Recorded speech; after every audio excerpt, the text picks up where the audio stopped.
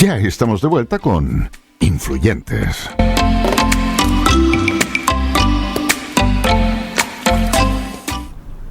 Estamos de regreso en Influyentes en Polar Comunicaciones, conversando sobre lo que ha pasado en la última actualidad semanal acá en la región de Magallanes y también en nuestro país. Hoy día conversando con Daniela Arecheta y con Andrea Pipsevich, ya que nuestros demás panelistas influyentes estaban muy ocupados esta semana. Hasta con vacaciones, sí, debemos decir, bien merecidas. Así es que vamos a conversar un poco en este bloque del tema político, de las elecciones, cómo se viene configurando esta papeleta de aquí al 21 de noviembre.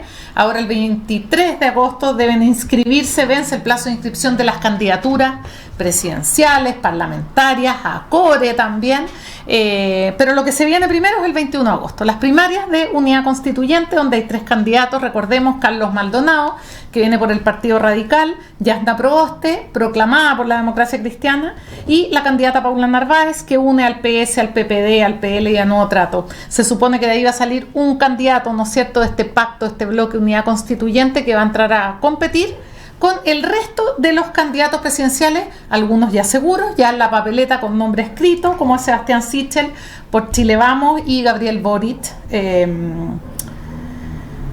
por Aprodignidad, me bloqueé, y otros en ciernes, juntando firmas, juntando todo el apoyo, como tenemos también, ¿no es cierto?, José Antonio Cast, París, y bueno, hay varios candidatos más. Pero hagamos una mirada global a lo que viene en las primarias de Unidad Constituyente. Uno piensa, no lograron subirse a las primarias oficiales de nuestro país.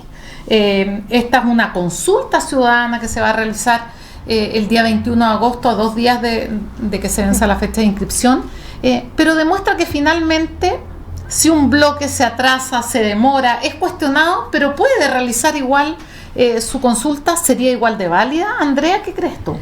Sí, bueno... ¿Cómo miras esta incertidumbre en que nos tuvieron tantos meses?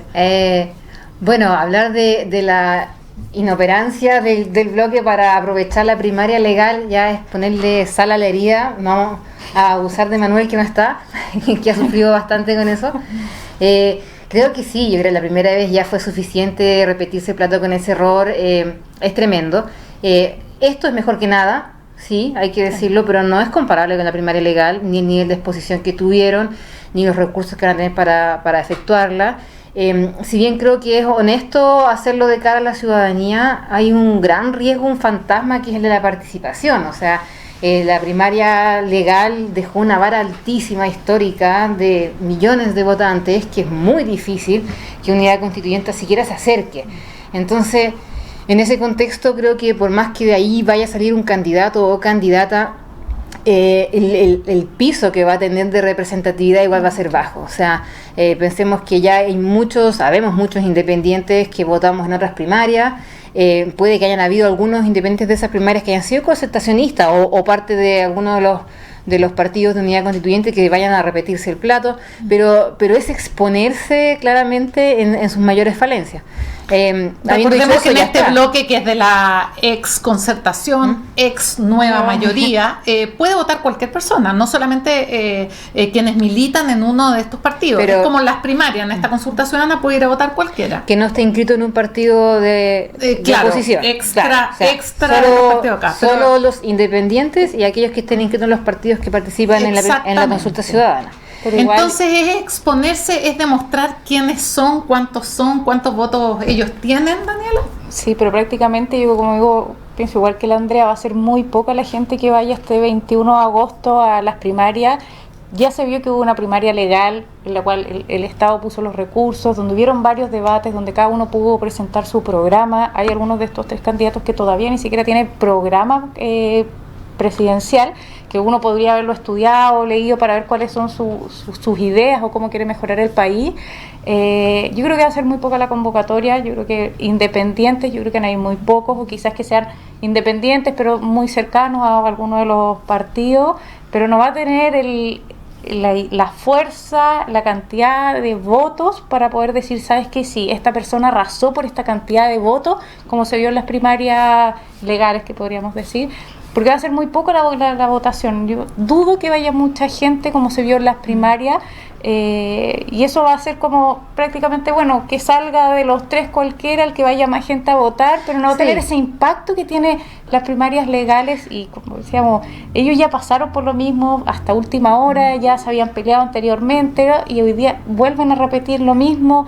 Como si ya lo tenían todo, hubieran ido yo creo que una primaria legal para que sea más visible, porque hoy en día solamente han tenido prácticamente un debate donde han estado los 3 candidatos, y no se han expuesto mucho más, y ya no queda prácticamente nada para el 21, los días pasan volando, y creo que les falta presentarse a ellos más sus propuestas, los que tengan un plan de trabajo, que lo expongan de mejor forma para que la ciudadanía igual se informe, porque tú puedes pasar, yo creo que hoy día uno va acá a la Plaza de Armas y le pregunta, hoy sabes que hay primaria, y mucha gente no va a tener idea. Exacto. ¿Es carrera corrida esta también? No, en absoluto. O sea, habiendo hecho todo este análisis de cómo llegamos de nuevo a esta situación, pensando en unidad constituyente, yo creo que está bien hacerlo. O sea, ellos tienen que llegar con un candidato o candidata. Es impensable para partidos políticos de esta envergadura, incluso en una situación de crisis que están los partidos políticos nacionales, no ofrecer una alternativa. Lo otro habría sido sumarse de plano a ya sea a Prueba de Dignidad o... Bueno, esta es centroizquierda básicamente, pero ya sería una disgregación total, sería como una renuncia a lo que ellos tienen que ofrecer como pactos políticos. Entonces tenían que hacerlo igual, habiendo perdido ya ese impulso, me parece razonable asumir las consecuencias y decir, bueno, vendemos lo que podamos. Lo importante es que de acá salga un candidato o candidata que va a estar en la papeleta. Y yo creo que ahí es lejos de ser carrera corrida, porque este es un escenario sumamente abierto, donde en las primarias legales vimos a un Gabriel Boric con una tremenda votación, que también se discute, bueno, cuánto de esa votación va directamente para él, cuánta no, pero claramente con una fuerza política enorme. Vimos un Sichel que fue capaz, siendo independiente, de llevarse la elección de todo el bloque de derecha.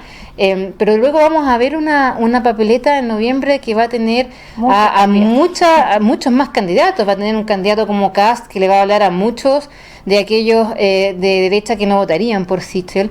Vamos a tener y vamos a conversar un candidato de la lista del pueblo que le va a hablar a muchos que no votarían por Boric.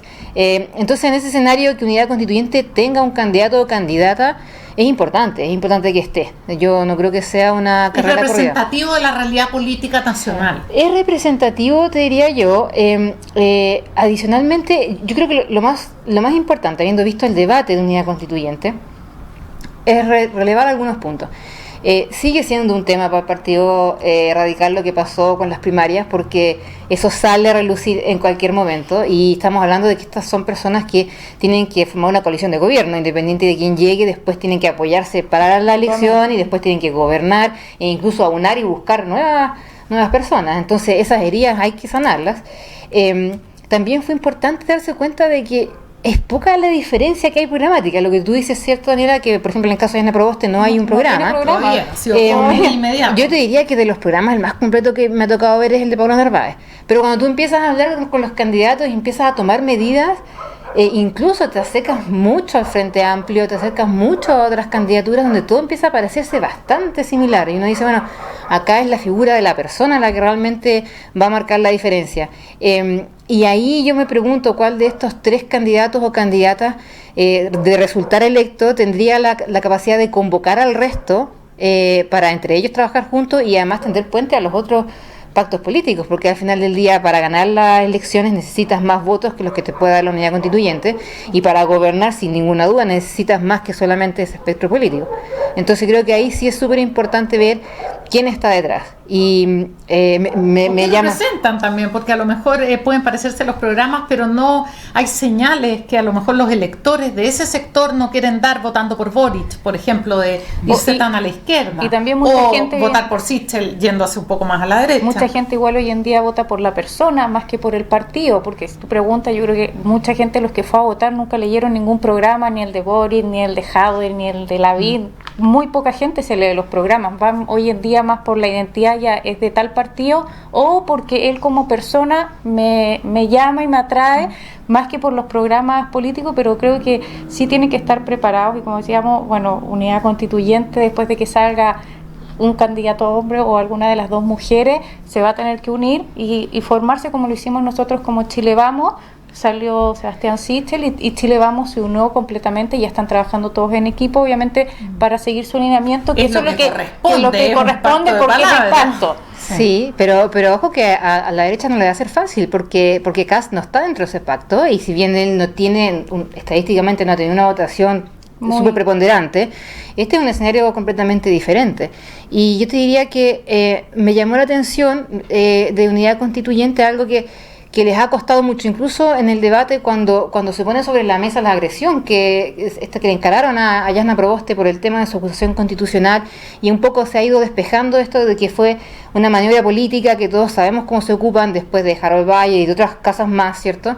Pero tú ves que la gente eso lo toma de otra manera y lo ocupa como una herramienta, y vimos hace poco lo que le pasó a Gabriel Boric cuando fue a la cárcel, ¿cierto? Por el tema de que se dice que él firmó para la ley antibarricada, lo dice de hecho el propio Jadwe, y empezamos a instaurar eso, y lejos de que de parte de esta izquierda o centro izquierda haya una condena clara a la violencia, sigue siendo súper relativizada, y en ese debate por lo menos Maldonado fue claramente ambiguo y se corrió por todos lados, pero al final termina diciendo que hay momentos en que la violencia, bueno, tiene sus justificaciones, y yo creo que eso es un error. Yo creo que es un problema que la izquierda y que la centroizquierda renuncie a condenar la violencia, porque lo transforma como en un patrimonio de la derecha, y eso me parece súper preocupante, sobre todo en el contexto que estamos viendo que estos son actos de violencia que agarran vida propia. Exacto. Al final del día, después tú ves en la instalación de la Convención Constituyente que los piedrazos iban para Giovanna Grandón, que es la tía Pikachu, iban para los constituyentes de la lista del pueblo. Entonces,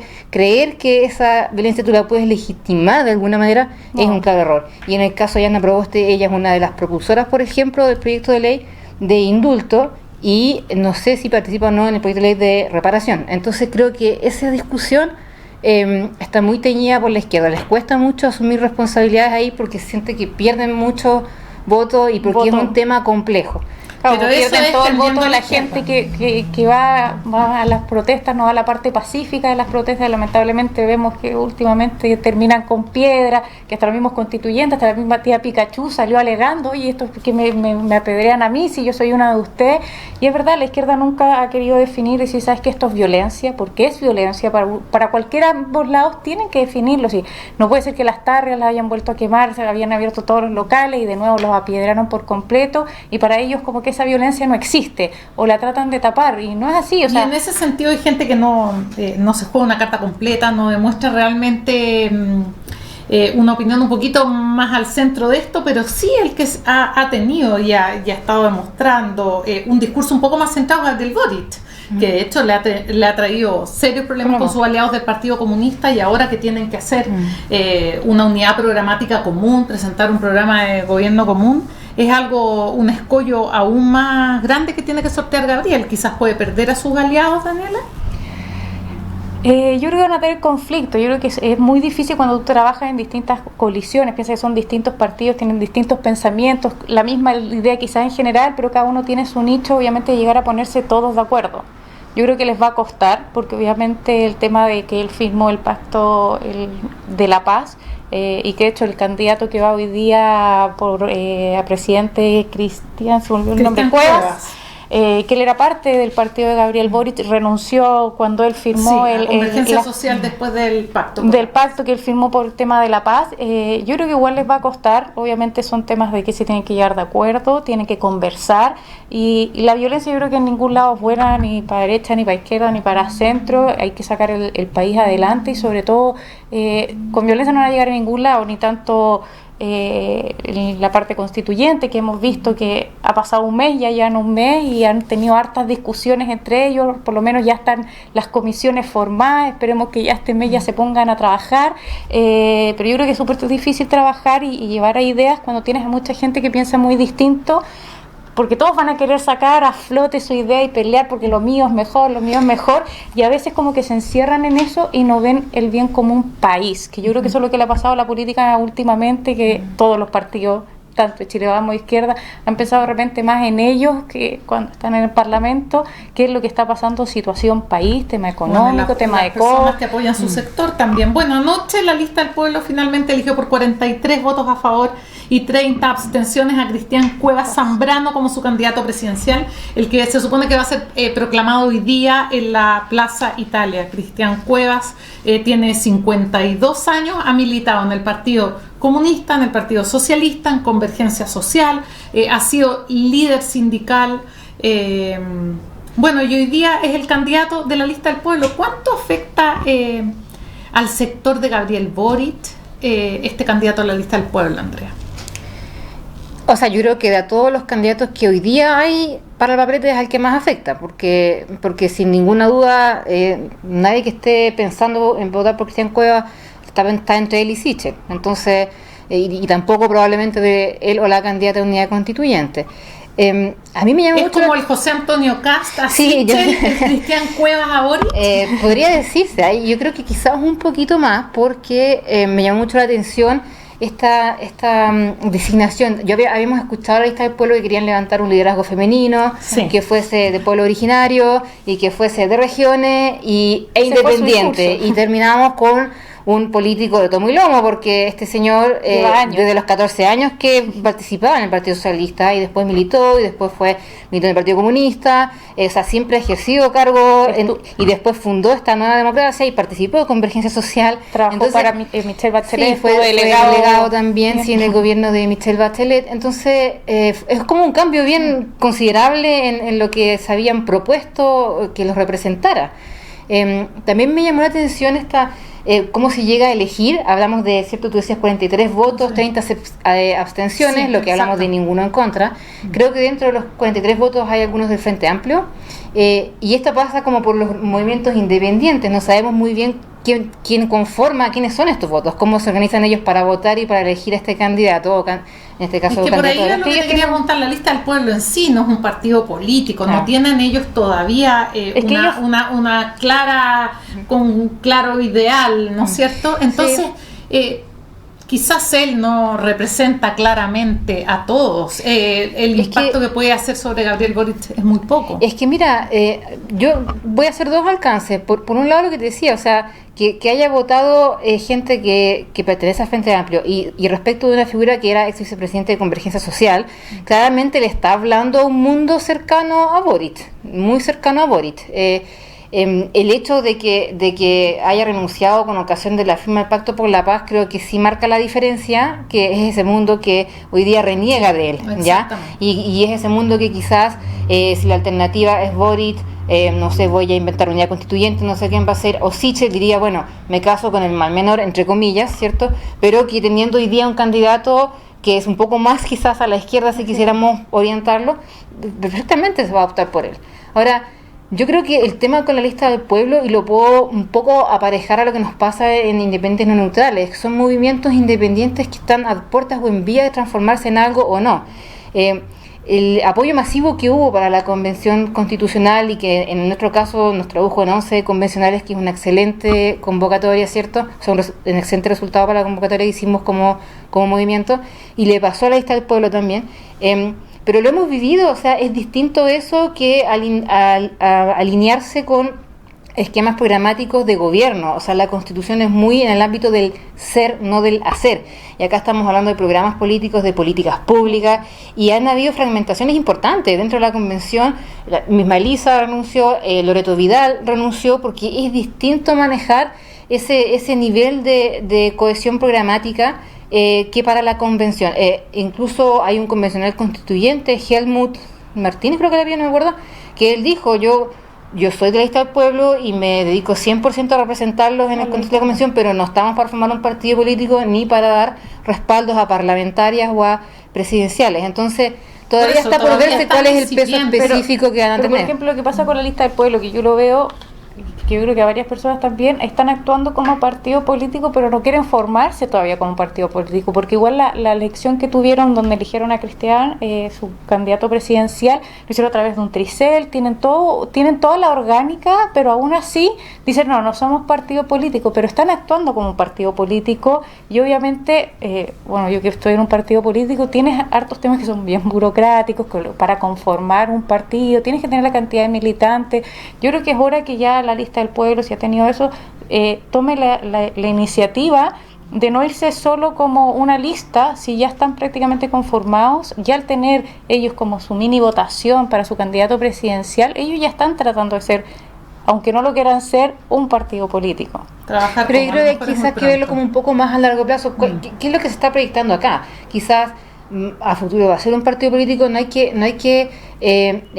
mirar en menos la capacidad que tenga el grupo de articularse para sacar votación independiente. Otra cosa es si va a ser bueno o no, porque yo dudo que alcancen la cantidad de votación como para que salga presidente. Partamos de que es muy probable que haya una segunda vuelta y que quizás este no sea el candidato que pase a segunda vuelta, quizás sí, pero si no es el objetivo, van a hacer el Ominami de las elecciones anteriores, porque en el fondo van a quitarle respaldo a una postura que podría ser más cercana a ellos hoy día.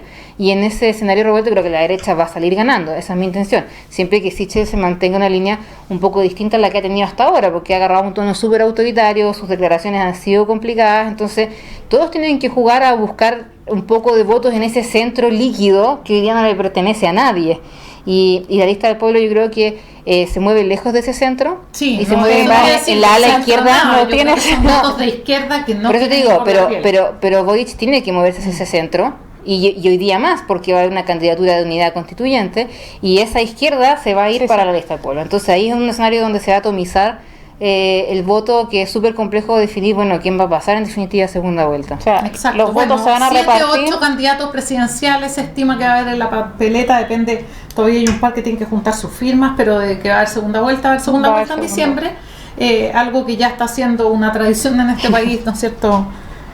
Por lo menos desde el año 99, y ahí todavía los partidos en el tema de las parlamentarias buscando si van o no con listas únicas. ¿Cómo va la negociación ahí? Daniela, tú estás metida, sabemos que una de las estrategias es sí poder unirse en listas únicas para poder sacar un mayor número de parlamentarios y de consejeros regionales. Bueno, para las elecciones de noviembre todavía no está todo definido. Lamentablemente se vienen conversaciones, por lo menos lo que es Chile Vamos, cómo van a hacer, si va a ser lista única. Puede ser que sea lista única para lo que es senadores, diputados, porque igual son 4 elecciones el mismo día, así que para que la gente se prepare, van a haber hartas papeletas. Y viendo también el tema de lo que es CORE, para ver si va a ser listas únicas o separadas, lo cual todavía no se definió, quedan pocos días, así que yo espero que esta semana ya se logre definir eso, porque obviamente eso sí, vamos en lista única, por decirte en CORE, obviamente hay que tener los 8 candidatos, si es con partido, con qué partido vas a ir, con cuál no, y obviamente son conversaciones que nosotros como partido, como Evópoli, hemos tenido a nivel nacional, todas las regiones con la directiva nacional, para ver qué es lo que a cada región le conviene o es más amigable para ellos. Lamentablemente se toma una decisión a nivel nacional como coalición, así que estamos esperando eso, esperemos que ya esta semana, más tardar el martes. ¿Esa la voz regional? Que acá, por ejemplo, a nivel regional en Chile Vamos dijeron, no, nosotros en Magallanes queremos ir como lista única. Mira, ¿no pesa o sí pesa? Lamentablemente eso es lo único que no me gusta la política. No me gusta la política. Yo milito muy poco tiempo, pero claro, porque uno dijera, ¿sabes qué? Quizás en esta región yo lo vería así, pero lamentablemente no es así lo que me han dicho. No sé, a tal región quizás que sí, la UDI tiene sus 8 candidatos, RN, PRI, Evópoli, cada uno vaya por sí solo y saquen a su mejor carta. Hay otras regiones que sabemos que son comunas muy pequeñas, que hay comunas que son muy chiquititas y que obviamente no tienen, o quizás que muy pocos militantes de uno o más del otro, pero lamentablemente las firmas y las uniones a través de nivel nacional.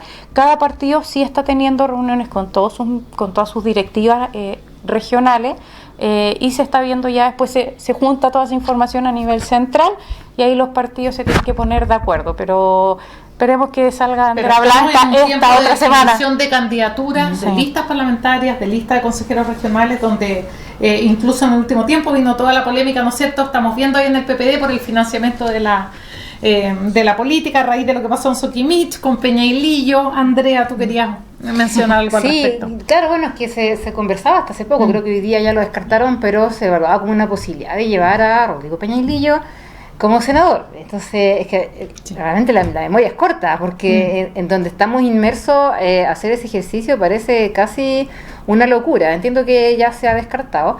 Efectivamente, o sea, yo creo que es complicado levantar listas para lo que se viene ahora. Yo no me quedó la duda de si lo que tú cuentas, Daniela, es una prohibición legal o es un tema de cómo funcionan los partidos, porque sería súper sensato adaptarse a la realidad de cada terreno, de cada territorio. A nivel de Chile Vamos, ¿por qué? Porque se hace un trato o un acuerdo a nivel nacional, no lo hacen como por región, por las 16 regiones. Claro. Imagínate acá mirando las otras listas, o sea, si lleva su propia lista de candidatos, la lista del Pueblo Unida Constituyente, Aprueba Dignidad, obviamente les iría mucho mejor si van con listas únicas, pero hay que tener mucho acuerdo para hacer algo así. No, y imagínate las papeletas, la gente ya serían enormes, ¿no? Sí, y hay que tener altas alternativas también, que de repente no hay muchas. Efectivamente eso es así. Es difícil llenar cupos hoy día para un parlamento, además que nadie sabe muy bien qué va a hacer, cuánto tiempo, para qué. O sea, todos sabemos que va a ser el parlamento más importante que vamos a tener, porque va a ser o transitorio o después van a tener la increíble labor de tener que ajustar una constitución, o sea, todo un cuerpo legal a la nueva constitución. Pero es una total incertidumbre sobre cuál va a ser la función, la duración y cuál es el perfil de la persona apropiada para eso que se viene ahora. Entonces, claramente va a ser complejo, pero lo ideal, creo yo, es que el resultado nos dé ciertos tipos de compensación entre lo que nos entregue la convención, lo que nos entregue la presidencial y lo que nos entregue el parlamento. O sea, un alineamiento donde todas las fuerzas, cualquiera que sean, para cualquier lado, sean las mismas en los tres, sería súper perjudicial. Entonces, ojalá se produzca una especie de balance o equilibrio.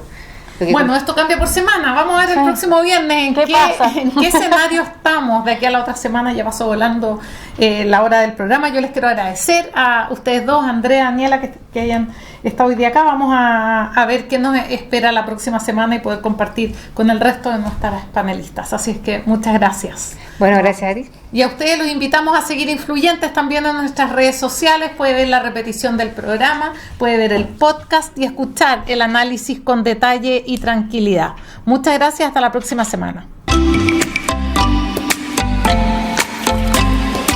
Polar Comunicaciones, radio, televisión y redes sociales presentó Influyentes, un programa de análisis, desarrollo de ideas y de actualidad.